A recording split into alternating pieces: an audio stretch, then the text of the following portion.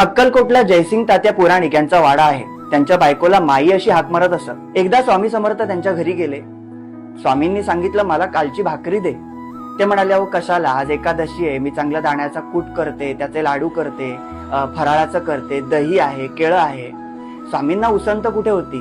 ते आतमध्ये गेले, म्हणाले, बघ ही कालची भाकरी आहे ना, ती मला दुधात कुस्करून दे, नाही तर मला नको, मी जातो.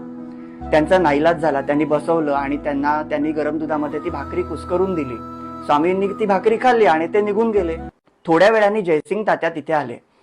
जसं त्यांना कळलं की स्वामींनी शिळी भाकरी खाल्ली, त्यांना संताप अनावर झाला, राग. त्यांनी माईंचा हात धरला आणि फरफटत त्यांना स्वयंपाकघरामध्ये घेऊन गेले. आतमध्ये गेल्यावरती त्यांनी चुलीवर, जळत्या चुलीमध्ये माईंचा हात धरला.